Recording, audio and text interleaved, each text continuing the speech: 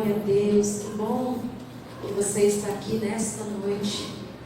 E nós estamos no 7º dia do nosso jejum de Daniel. Eu não vou perguntar quem está fazendo o jejum, mas você que está fazendo o jejum sabe, pelo menos para mim está difícil. Eu comentei aqui de manhã, esse jejum está estreito. Olha, está estreito, Lúcia, está estreito. Falei que eu não sabia o quanto eu era dependente de leite. Para mim era uma coisa comum. Eu vejo leite em todo canto agora. Está difícil, queridos. Olha, está difícil. Mas glória a Deus. Tem um propósito muito maior do que tomar leite. E Ele é bom. E o tema desta noite é: não negocie os seus princípios. Eu acredito que há 2 ou 3 domingos atrás, nós ministramos aqui sobre Esaú e Jacó. E nós falamos sobre princípios. Nós falamos sobre a bênção da primogenitura, que Esaú a vendeu, a trocou por um prato de lentilha. E nessa noite nós vamos, como nós estamos no jejum de Daniel, 21 dias, deixando de nos alimentar, de beber e tirando um hábito ou acrescentando, eu quero falar exatamente sobre esses personagens, sobre esse livro. E eu queria que a minha mídia colocasse aí para mim, por gentileza, Caleb, Daniel, capítulo 1, verso 8 e 9. E antes de nós lermos, de manhã eu disse isso e vou repetir porque nós temos visitas nesta noite. Eu gosto muito, para a família da Rose, eu gosto muito de ler a Bíblia. Então eu estou pregando, eu gosto de ler a Bíblia, queridos, porque para não gerar dúvida no coração. De onde ela tirou aquilo? Da Bíblia, da palavra. Então nós vamos ler aí um pouquinho do capítulo 1. E eu quero começar dizendo que Deus honra homens que honram a Ele. Deus honra mulheres que honram a Ele.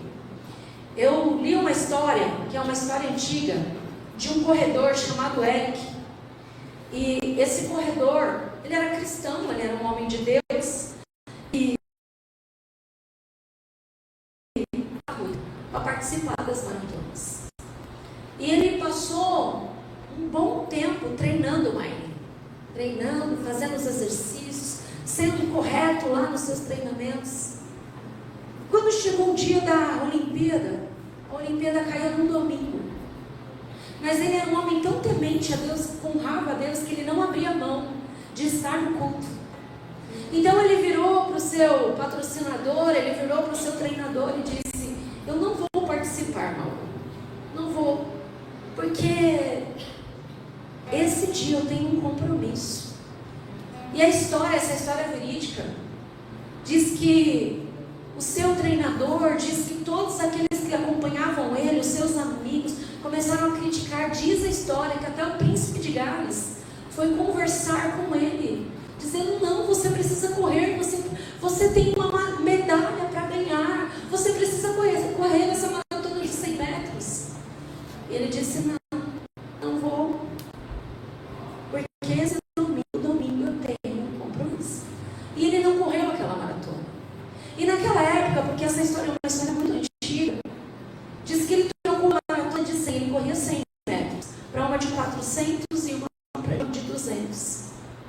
Ele ia com 100, agora ele ia com uma de 400 e uma de 200. E diz que ele ganhou a maratona de 400 metros. Ganhou o primeiro lugar, uma medalha de ouro. E na de 200 metros ele ganhou uma medalha de prata. E aí eu quero te levar a pensar nesta noite. Aquele rapaz, ele honrou a Deus. E Deus o honrou, fazendo com que ele corresse mais metros. E mesmo sendo mais desafiado, ele ganhou as suas medalhas. E nessa noite eu quero contar a história de 4 rapazes que também foram desafiados: Daniel, Ananias, Misael e Azarias, que eram jovens de princípios. Aqui diz assim: Daniel, porém, decidiu não se contaminar com a comida e o vinho que o rei lhes tinha dado. Pediu permissão ao chefe dos oficiais não comer esses alimentos, a fim de não se contaminar. Daniel se posiciona e diz assim: eu não quero comer desses alimentos. Eu não quero me contaminar com a mesa do rei. Mas só, aqui nós temos 4 jovens: Daniel, Ananias, Misael e Azarias.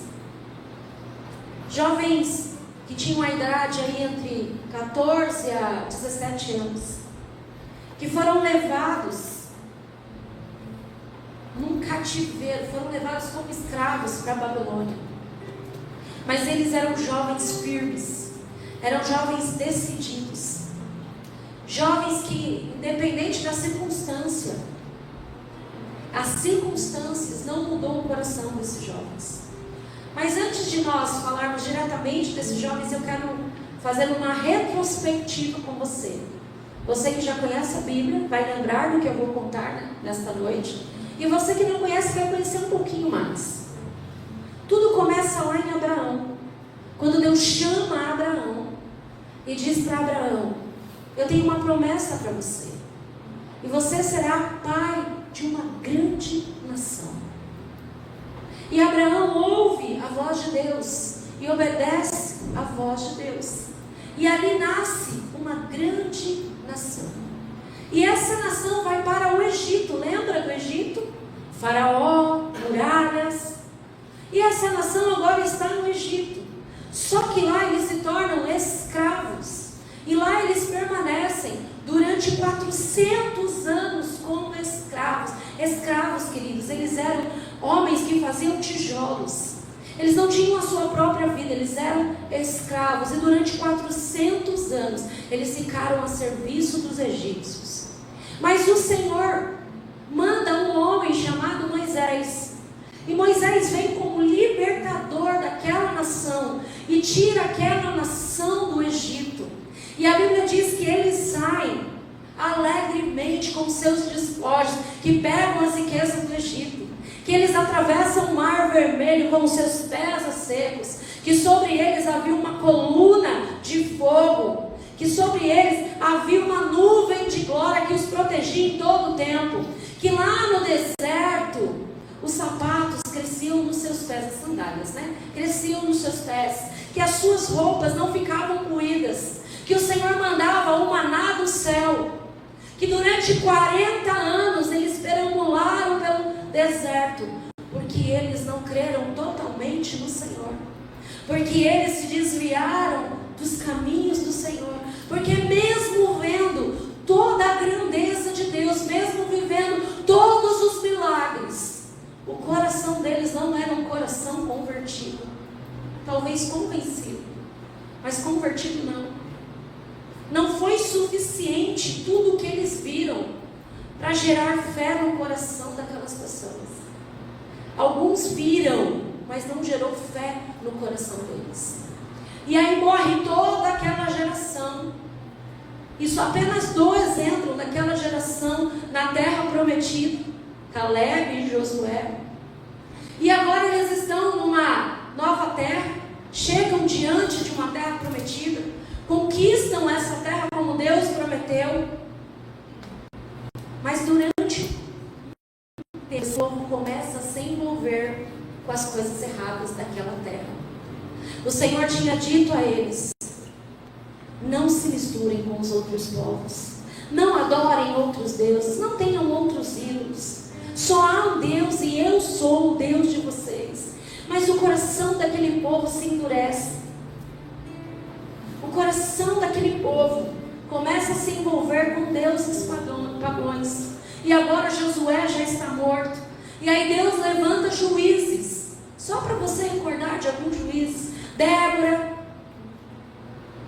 Sansão não, Gideão, obrigado, estava de manhã, Gideão.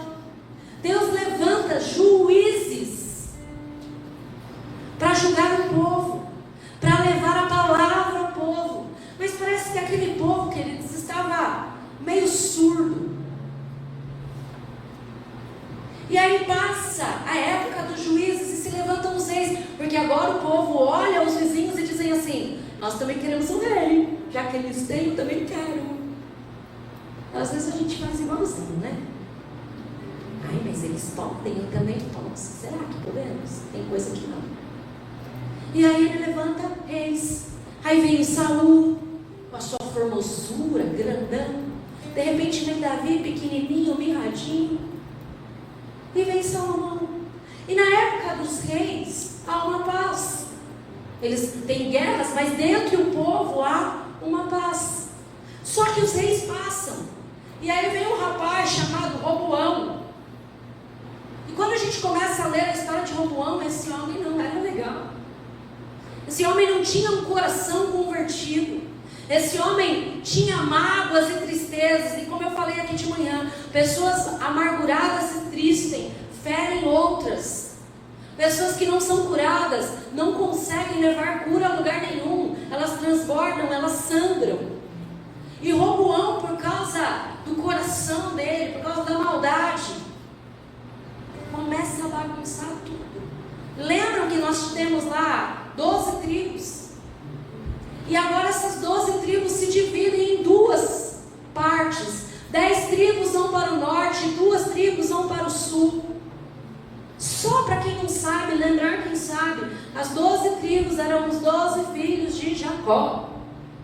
E agora essas tribos estão se separando. Mas em todo o tempo, queridos, em todo esse tempo, Deus sempre chamou o povo para adoração.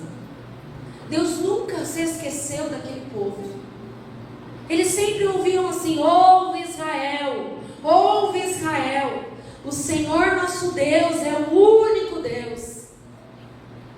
Mas o povo não ouvia, rejeitavam os seus profetas, mataram os seus profetas, negligenciaram a voz do Senhor, negligenciaram a palavra do Senhor. E quando há desobediência, há uma consequência. Toda desobediência gera consequência. Se você plantar coisas boas, você vai colher coisas boas. Se você não fizer um bom plantio, você não terá uma boa colheita. Nós estamos no ano que o Senhor declarou neste lugar, que será o melhor ano das nossas vidas. Mas eu não engano ninguém aqui, só vai colher quem plantar. Se você não plantar, você não tem colheita. Se você não se posicionar, não há mudança. Se você não se alinhar à vontade de Deus, a sua vida vai continuar da mesma forma.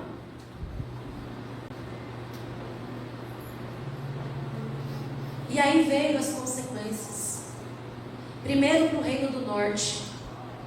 Em 722 a.C., a Síria fez tombar a Samaria, que era a capital, e aí levou cativo todo aquele povo do Reino do Norte. E ali eles perderam a sua identidade de povo de Deus, perderam a sua identidade como homens, porque agora eles eram escravos. O povo do sul demorou um pouco mais, cerca de 100 anos depois, mas lá estava a Babilônia pronta para atacar Jerusalém. Jerusalém sendo um instrumento com disciplina de Deus com aquele povo. Judá foi levado cativo. A Bíblia nos diz que Jeremias, o profeta chorão, ele chorava por Jerusalém, mas de nada adiantava, pois fazia parte do plano de Deus. E eu estou contando tudo isso para você antes de nós entrarmos aqui em Daniel. Filho, por favor, Daniel capítulo 1, verso 1 e 2. Para que você entenda o antes, para chegarmos aqui na Babilônia.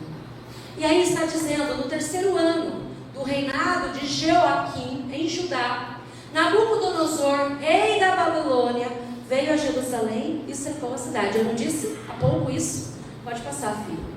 E o Senhor lhe deu vitória. Quem é que deu vitória para o povo da Babilônia? Senhor. O Senhor. Sobre Joaquim, rei de Judá. E permitiu que levasse para a terra da Babilônia alguns dos utensílios sagrados do templo de Deus. Nabucodonosor os colocou na casa de seu Deus. Olha só, queridos. Nada na nossa vida acontece sem a permissão de Deus. Quando nós andamos com o Senhor, Ele nos guarda, Ele nos protege. E Satanás não tem poder sobre nós se o Senhor não autorizar. Nunca se esqueça disso. Então ande com o Senhor, seja guardado pelo Senhor. E agora o Senhor está permitindo que a Babilônia saqueie o povo de Judá, que eles entrem no templo, que eles peguem os utensílios e que eles tragam para a casa dos deuses deles. E aí eu fiz algo aqui de manhã e eu vou repetir. Eu fico pensando, não tinha WhatsApp, não tinha celular, não tinha TikTok, não tinha Instagram, não tinha nada disso. Mas tinha o boca a boca. O boca a boca sempre existiu. O falatório sempre existiu. Então eu penso que aquele povo da Babilônia estava se achando, dizendo: e aí, você viu? Nabucodonosor ganhou agora. Trouxemos os utensílios daquele povo lá de Israel. Cadê o Deus dele? Aquele Deus que abriu o mar. Porque o povo sabia da história. Cadê aquele Deus lá que tinha uma nuvem? Cadê aquele Deus que matou os egípcios? Acho que ele ficou fraco agora, hein? Porque o nosso Deus aqui está dominando. E esse talvez seria o assunto daquela época. E aí nós entramos na visão dos 4 jovens que foram levados como escravos para a Babilônia. Só que eles não eram qualquer pessoa. E eu disse algo aqui, queridos, que eu quero que você guarde no seu coração. Nós podemos ter os nossos corpos escravizados, mas não os nossos corações. Os 4 jovens estavam escravos dentro da Babilônia. Os corpos deles estavam escravizados, mas o coração não. Não importa o ambiente, não importa a situação, se eu estou ligado ao Senhor, o meu coração, a minha vida pertence a Ele. E nada e ninguém muda isso. E nós temos que guardar isso. Nós podemos passar pela maior luta da nossa vida, pela maior dificuldade, pela maior batalha, por um luto, por uma perda. Mas quando nós estamos no Senhor, nós sabemos quem nós somos. O nosso físico pode estar escravizado, mas o nosso coração tem um dono e pertence ao Senhor. É possível nos mantermos firmes em meio a uma situação contrária. Põe para mim, Caleb, Daniel 1, 3 e 4. 3 para cá. O rei ordenou que Aspenaz, o chefe dos seus oficiais, trouxesse ao palácio alguns jovens israelitas de família real e de outras famílias da nobreza. Pode passar. Disse o rei: escolha somente rapazes saudáveis, de boa aparência, que sejam instruídos em diversas áreas do conhecimento, que tenham entendimento e bom senso, e que sejam capacitados para servir no palácio real. Ensine a esses jovens a língua e a literatura da Babilônia. O rei era muito inteligente. Ele não chamou qualquer jovem. Ele chamou os inteligentes. Ele chamou os saudáveis. Ele chamou os nobres. Sabe por quê? Porque esse Nabucodonosor aqui era um rei à frente dos outros. Ele era estrategista. Ele não saía matando todos como fizeram os outros reis. Ele tinha uma visão a longo alcance. Ele sabia que a expansão do seu império, que o território, o número de conquistados seria bem maior e seria possível dominar sobre as outras nações apenas com seu povo. Então ele, muito ligeiro, pega jovens de boa aparência, da realeza, e coloca eles dentro do palácio da Babilônia para auxiliá-los no palácio. Olha a estratégia. Porque se aquele povo se rebelar contra mim, eles vão ter que pensar 2 vezes. Pensa comigo. Meu filho foi escravizado, meu Samuel e meu Caleb foram levados. Vocês acham que eu vou me rebelar contra um rei que está com os meus filhos lá? Não, queridos. Estratégia. Estratégia. A gente lê a Bíblia, fala: que legal isso aí. Não. Tem um fundo. A Bíblia tem um contexto, tem uma história. Que melhor gente do próprio povo para dominar sobre o seu povo? ele deportava jovens da nobreza e os integrava no serviço público da Babilônia. Várias partes da Babilônia eram governadas pelos próprios cativos, e isso era uma estratégia genial. Se alguma nação viesse contra a Babilônia, teria que enfrentar os seus próprios filhos, seus parentes. Então isso era uma grande estratégia. Galera, versículo 5 ao 7, por favor. O rei determinou que recebessem de suas próprias cozinhas uma porção diária de alimento e vinho. E os rapazes seriam treinados durante 3 anos e depois passariam a servir ao rei. Daniel, Ananias, Misael e Azarias, todos da tribo de Judá, estavam entre os escolhidos. O chefe dos oficiais lhe deu novos nomes, babilônicos. Daniel passou a ser chamado de Beltesazar, Ananias de Sadraque, Misael de Mesaque e Azarias de Abednego. Olha a estratégia do rei. Ele começou trocando o nome daqueles rapazes. Aqueles meninos tinham uma identidade, como eu e você temos uma identidade em Cristo. E aí ele pega o nome e põe o nome de deuses babilônicos. Ele troca a identidade. Sabe o que o inimigo das nossas almas tenta fazer todos os dias? Soprar nos nossos ouvidos que nós não temos uma identidade. Soprar nos nossos ouvidos que nós não temos valor. Soprar nos nossos ouvidos que nós nascemos para nascer.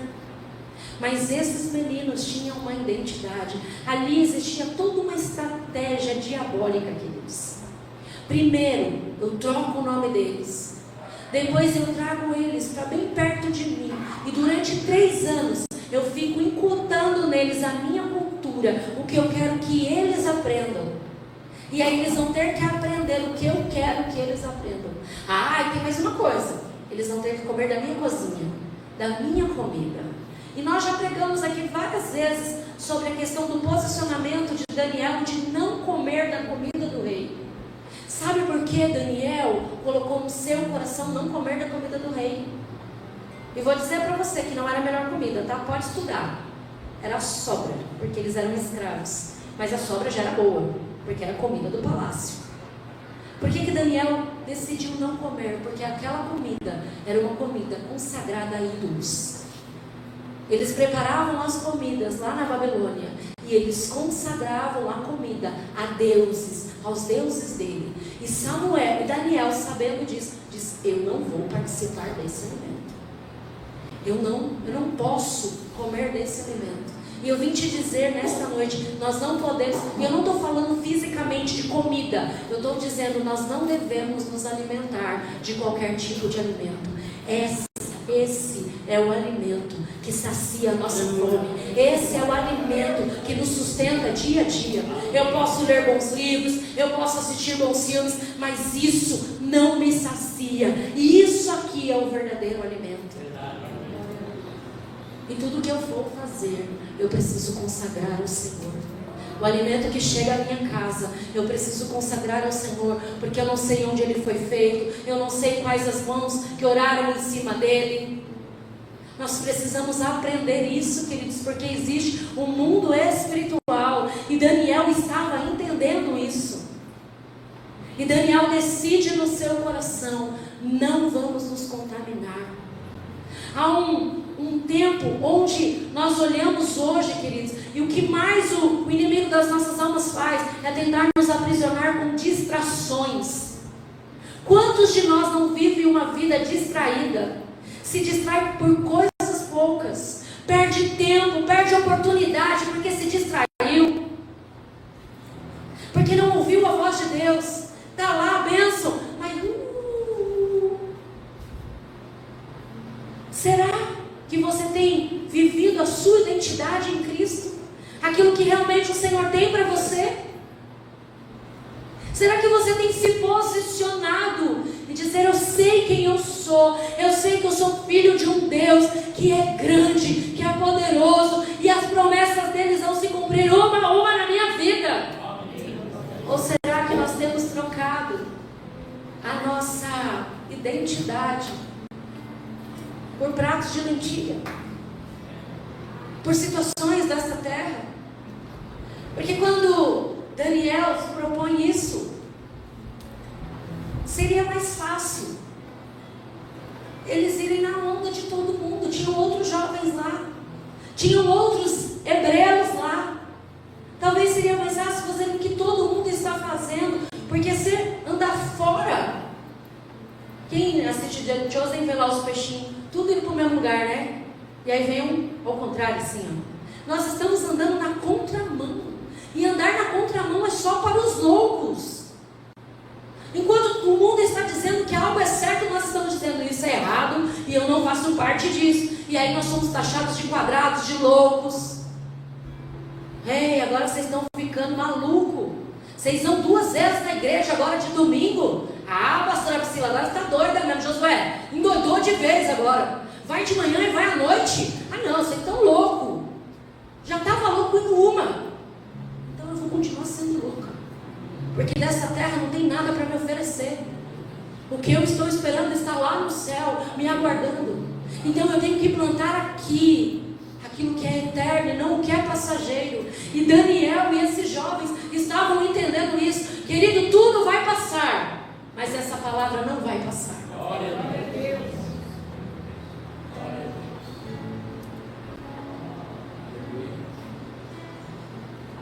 Para os jovens, eles não estavam dispostos a ceder a um sistema. Será que nós não temos cedido ao sistema deste mundo? Resolveu Daniel, firmemente, em seu coração, não se contaminar com a comida do rei. Mas ele deve ter ouvido assim: você não está exagerando, não? Você não está exagerando? Qual que é o problema de você se alimentar uma vez ou outra? O que é o problema? Você não está exagerando, não, em ser tão honesto com as suas finanças? Todo mundo dá uma escorregadinha. Você não está exagerando, não, ser dizimista, fiel? Será que isso não é um exagero? Será que não é exagero você dar oferta na igreja? Será que não é um exagero você ajoelhar para orar? Será que não é um exagero você consagrar a sua comida, a sua casa ao Senhor? As pessoas olham para a gente e acham que é um exagero. A gente que é empresário, que participa de reuniões, quando a gente fala que não faz, que não vai, que vai na contramão, a gente olha assim: nem quero amizade com essa pessoa aí, porque ela é louca. Está todo mundo fazendo, só que eu não sou todo mundo. Eu digo isso direto para os meus filhos: vocês não são todo mundo. Nós não somos todo mundo, querido. O mundo jaz do maligno. Nós não pertencemos a esta terra. Nós estamos de passagem aqui. Então nós não temos que nos comportar como as pessoas deste mundo.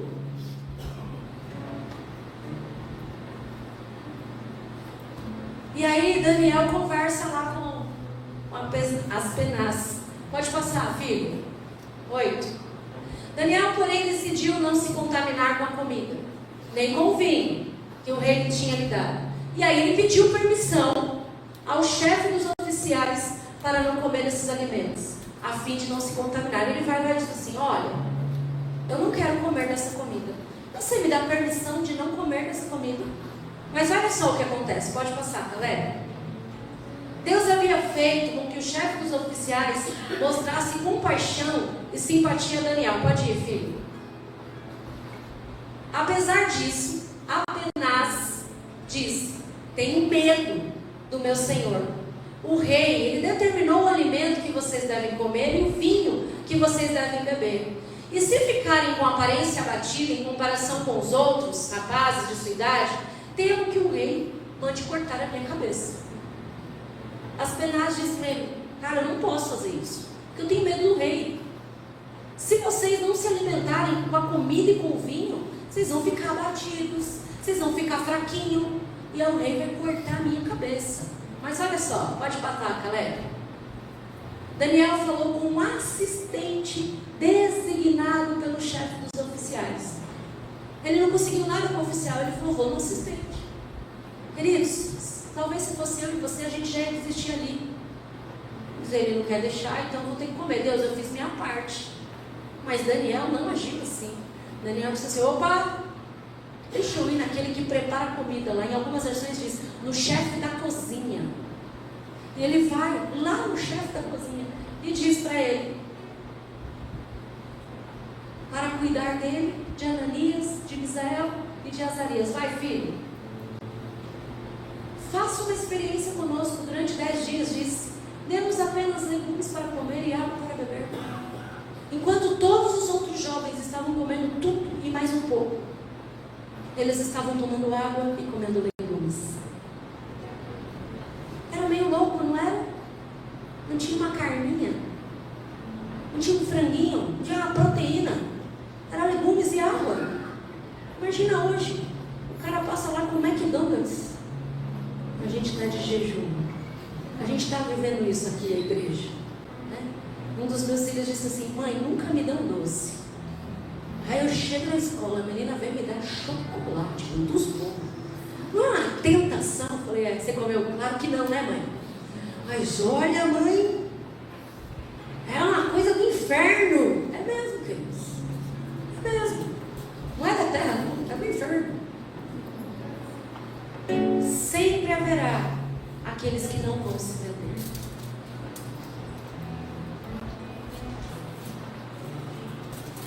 E aí eles são aprovados por Deus. Deus sempre honra, queridos, quem se posiciona. Até onde nós hoje estamos dispostos a dizer não. Um coração que ama o Senhor não tem dificuldade em fazer escolhas certas e em confiar em Deus para suportar as consequências. Um coração que ama ao Senhor não tem dificuldade de dizer não e fazer escolhas certas. Deus não era para aqueles meninos uma agenda de final de semana. Deus não era alguém que eles apenas ouviram contar histórias. Deus era para aqueles meninos o Rei dos Reis, o Senhor dos Senhores, o soberano, aquele que tem o reino nas suas palmas de mãos. E nunca será sobre circunstâncias, mas sobre o nosso caráter. Será sobre disposição de ser fiel, independente do meio que a gente esteja sendo provado. Precisamos ser fiel. E a Bíblia nos mostra várias histórias de homens fiéis. Lembra de Jó? Perdeu tudo. Perdeu os filhos, perdeu os bens. Os amigos ficaram dias sem conseguir conversar com ele. Culpavam ele, dizendo que ele é que tinha o pecado. Mas Jó vira e diz: o meu Redentor, ainda que ele me mate, nele eu estarei. Olha o posicionamento. A mulher de Jó diz para ele: meu, amaldiçoa esse seu Deus e morre. E ele fala: você fala como uma louca. Posicionamento. Lembra de Paulo? Paulo sendo açoitado, queridos. Paulo não estava fazendo nada de errado, mas foi açoitado e sangrando. Paulo adora. Como é que um cara que está sangrando pode adorar? Posicionamento. Por tão pouco nós não abrimos a nossa boca para adorar. Quando algo sai do nosso controle, quando nós somos questionados, muitas vezes nós murmuramos em vez de adorar. É posicionamento. Sabe por que muitas coisas nós não recebemos ainda? Porque nós não temos nos posicionado. Porque nós estamos levando a vida de qualquer jeito. E o Senhor está chamando as nossas atenções nessa noite para dizer: ei, não é mais dessa forma, porque isso não tem me agradado. É posicionamento. Quando você se posicionar, o céu vai se abrir. Quando você se posicionar, essa situação vai mudar. Porque não é sobre o local onde nós estamos, não é sobre as circunstâncias, não é sobre a nossa idade. É sobre ser firme e ser fiel. Porque Daniel resolveu ser firmemente, colocou no seu coração. Santidade tem um preço. Estar aqui nessa noite tem um preço. Todos querem seguir a Cristo, Mas seguir a Cristo é ser perseguido, é andar na contramão. Se manter fiel neste mundo é ser taxado de louco. Será que nós estamos dispostos a pagar o preço da santidade? Você nunca perderá algo de valor que realmente importa, se você for fiel ao Senhor. Vale a pena ser fiel. E eu quero terminar contando uma história que eu contei aqui de manhã. E você que ouviu vai ouvir de novo. Um jovem senhor, muitos anos contador, sempre teve bons empregos, pai responsável, mas ele perdeu o seu emprego. E acho que todo mundo aqui já passou por uma situação dessa. E ele era quem trazia todo o sustento para sua casa. Ele era a única fonte de renda da sua casa. E passou 1 mês, 2, 3, essa história é verídica. Se passaram alguns meses, e que você bem sabe que quando nós ficamos desempregados, o dinheiro uma hora acaba. E agora ele já não tinha mais reservas. E agora, Cláudio, ele já estava devendo o aluguel. Ele já estava entrando naquela parte de ficar desesperado. Porque os seus filhos pediam as coisas e ele já não tinha mais como bancar. Mas ele era um homem de fé, ele era um homem de oração. E aí ele foi fazer uma entrevista numa grande empresa. E como entrevista, ele passou por todas aquelas frases da entrevista. E agora ele estava ali numa sala, reunido com mais 3 candidatos, a pessoa do RH. E de repente eles são informados ali, aqueles candidatos, que o próprio dono da empresa vai vir conversar com aquele grupo. E eles estão ali todos aflitos, porque era uma vaga, mas tinham 4 pessoas concorrendo. E de repente o dono da empresa entra naquela sala com uns papéis na mão, uma voz áspera, e já diz assim: olha, eu já vou dizer logo de cara, se tem alguém aqui que é cristão, que é crente, que é evangélico, eu já peço para se retirar, porque nós não contratamos pessoas assim. Eu não gosto de crente, eu não gosto de evangélico. Então, por favor, se você está aqui nesse grupo e faz parte, se retire. E eu penso que aquele homem, o coração dele devia ter explodido ali. Mas ele levantou e se dirigiu à porta. E foi. Porque ele era cristão. Porque ele era um evangélico. Porque ele era um homem temente ao Senhor. Enquanto ele estava se dirigindo à porta, aquele homem virou para ele e falou assim: você é cristão? Eu falei: sou. Você vai aos cultos? Vou. Você adora esse Deus? Adoro.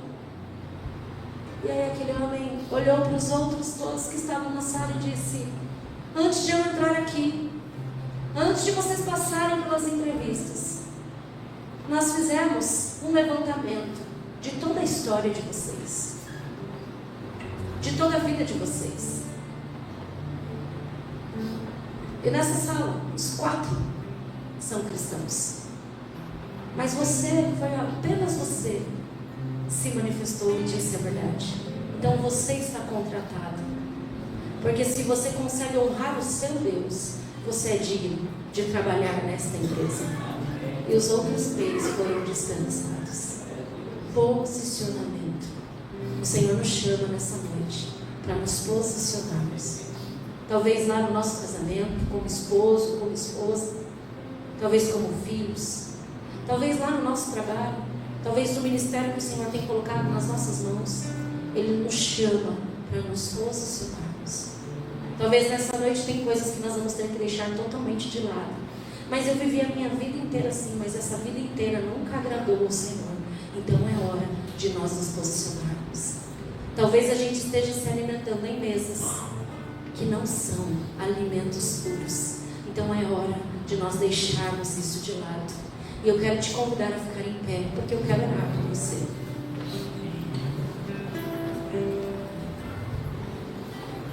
Porque resistir faz parte, perseverar faz parte.